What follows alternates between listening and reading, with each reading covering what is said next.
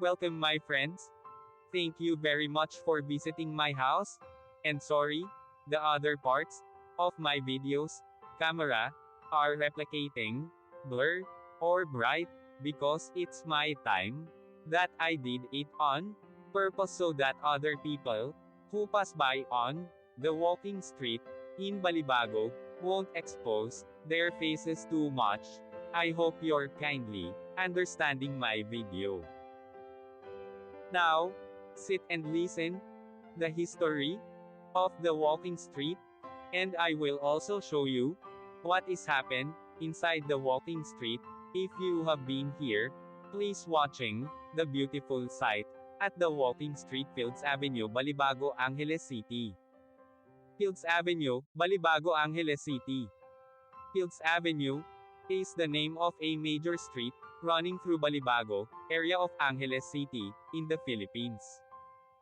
It is the center of the red light district and the bar scene of the biggest entertainment district of the Philippines. Fields Avenue in Balibago, Angeles City. The name derives from the common military practice of naming roads adjacent to airfields as Field Street or Field Avenue. Originally, the name referred to the Clark Air Base and was Clark Field Avenue. The name evolved to become Fields Avenue. History: Fields Avenue, Balibago, Angeles City, Pampanga, Philippines. Philippines was an American colony from 1898 to 1946. Bars on Fields Avenue. Catering to the single American defense personnel who worked in the adjacent Clark Air Base, first emerged in 1940. During 1940s and 50s, there were only 3 such bars just outside the main gate of the air base. By early 1960s, the Fields Avenue developed as a street lined with several bars. From November 1955 to April 1975, America fought Vietnam War. As the number of American troops in this war grew, more and more forces were deployed at Clark Air Base or routed through it. This led to a pro-life ration of bars, live bands, and prostitution, the latter mostly by young Filipino women, most of them either teenagers or 18 hanggang 55 years old. By the 1970s, there were more than 150 bars and prostitution joints along Fields Avenue. This led to a mushrooming of related ancillary industries in the vicinity, namely music bands, hotels, doctors, hairdressers, and money exchange transfer services. In its heyday, Fields Avenue provided direct or direct employment to nearly 20,000 Filipinos, including plumbers, electricians, and security guards. In the 1980s, though the American presence remained steady, the bars and prostitution shops continued the pro-life rate.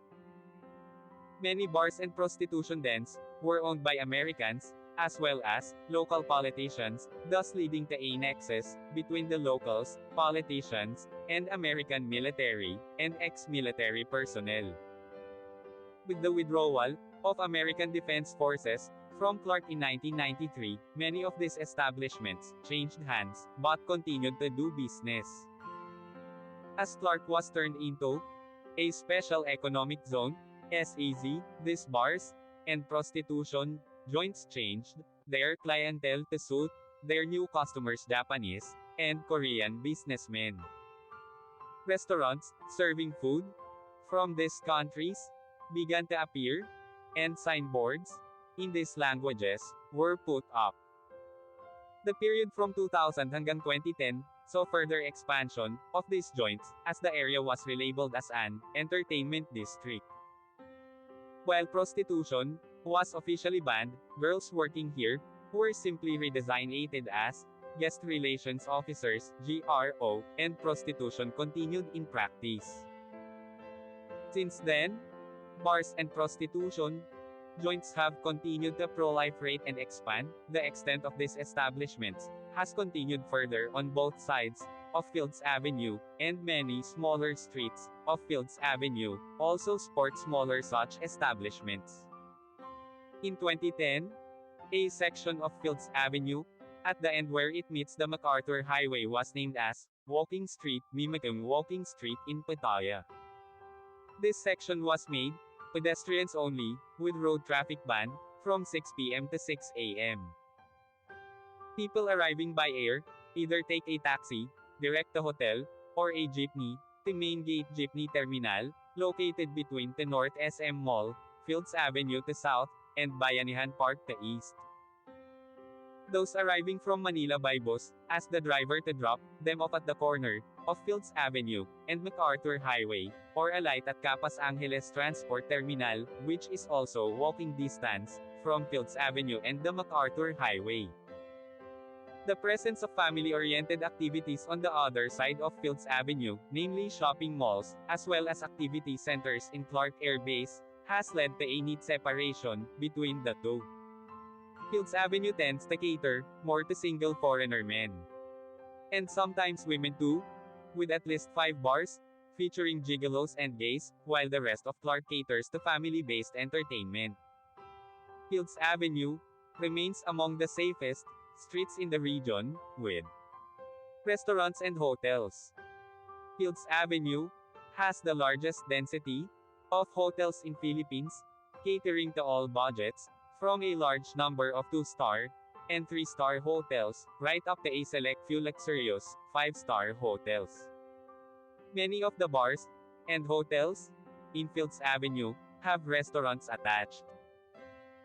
Fields Avenue has among the largest variety of restaurants in Philippines, with cuisines ranging from European, continental, Japanese, Korean, Australian, and a select few restaurants serving Indian, Arabic, and Filipino food. Restaurants tend to have long opening hours, most of them open late and close late, up to 4 a.m., though a reasonably number of them open early, around 7 a.m. A few restaurants are open 24 hours. Most Filipino and international fast food chains including McDonald's, KFC, and Jollibee have at least one branch along or near Fields Avenue. 24 Hours Police Station is located in the center of Fields Avenue. Thank you so much. See you my next video.